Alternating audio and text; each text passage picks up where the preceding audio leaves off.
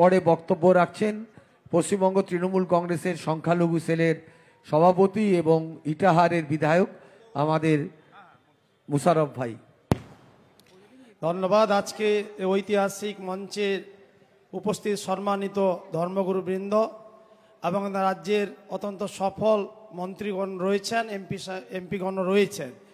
আমি সবার নাম নিচ্ছি না, সময় খুব কম। আমি শুধু এইটুকুই বলবো যে আজকে মূলত এই সংহতি দিবসের এইটুকুই বার্তা যে আমাদের বাংলায় মাননীয় রাজ্যের সফল মুখ্যমন্ত্রী, যিনি সর্বধর্মীয়তার মূর্ত প্রতীক হিসেবে, আস্থা সাম্যের ঐক্যের প্রতীক হিসাবে যে বাংলা যে শান্তি সম্প্রীতি সৌহার্দ্য সৌভ্রাতৃত্বর যে চিরন্তন বন্ধন সৃষ্টি করেছেন, এটাকে অপরিবর্তিত রাখার জন্য তৃণমূল কংগ্রেস অঙ্গীকারবদ্ধ।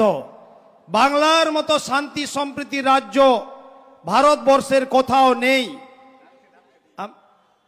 আমরা দেখেছি সাম্প্রতিক কালে যে সাম্প্রদায়িক বিজেপি, যারা সাম্প্রদায়িকতার অপসংস্কৃতি, অশুভ শক্তি, সাম্প্রদায়িকতার পাইকার হিসাবে, মডার্ন রাম ভক্ত হিসাবে যারা ধর্মীয় বিভাজন করতে চায়, তারা দেশের সম্প্রীতির চিরকালীন শত্রু।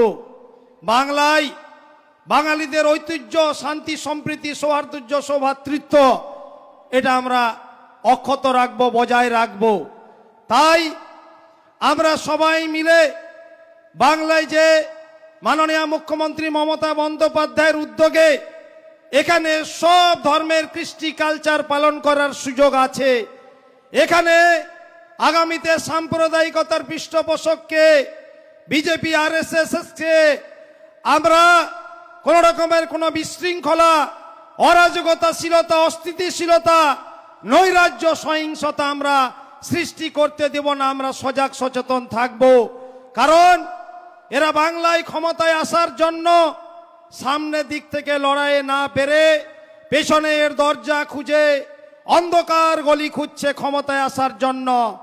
সাম্প্রদায়িকতাকে বিনষ্ট করতে এদের বিবেকে বাঁচছে না। তাই আপনারা সবাই এক ঐক্যবদ্ধ ভিন্ন থাকুন।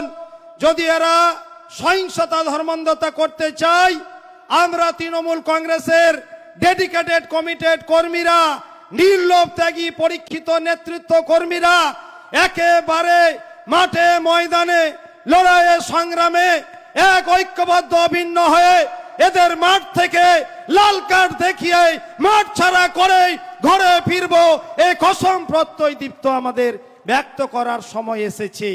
আমি শুধু এটুকুই বলবো যে বাংলায় মমতা বন্দ্যোপাধ্যায় যে অসাম্প্রদায়িক নেত্রী, যিনি ভারতবর্ষের বিস্ময়, শতাব্দীর আলোক ঝর্ণা ধারা, আলোকবর্তিকা হিসেবে আজকে প্রচুর নাম সম্মান অর্জন করেছেন। এই সুনাম আমাদেরকে ধরে রাখতে হবে। মঞ্চে আমাদের অনেক সিনিয়র নেতৃবৃন্দ আছে, যাদের দেখানো পথে আমরা তাদের পথকে মসৃণ করতে চাই। আমাদের চাওয়া পাওয়া নেই, কিন্তু বাংলার জন্য, বাঙালিদের জন্য মমতা বন্দ্যোপাধ্যায়ের এই সাম্প্রদায়িকতাকে রুখতে মমতা বন্দ্যোপাধ্যায়ের কেউ বিকল্প নেই।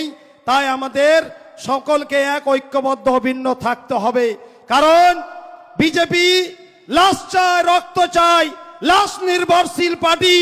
গোধরা হত্যাকাণ্ডের, সংখ্যালঘুদের হত্যার রক্তের দাগ বিজেপির মাননীয় প্রধানমন্ত্রীর হাত থেকে আজও মিটে যায়নি।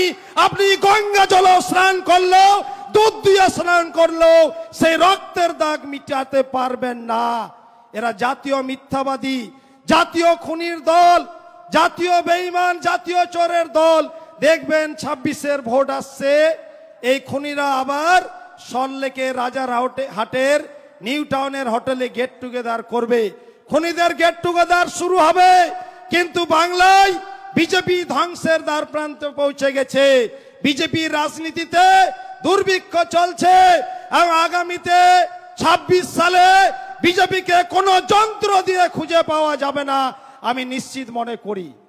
তাই কথা আর দীর্ঘায়িত করব না, আমি শুধু এটুকুই বলবো, আমরা সবাই আগামীতে এই সাম্প্রদায়িকতার পৃষ্ঠপোষককে উৎখাত করার জন্য দিল্লির মন্তব্যে গন্তব্য ঠিক হবে না, দিল্লির প্রেসক্রিপশনে বাংলা চলবে না।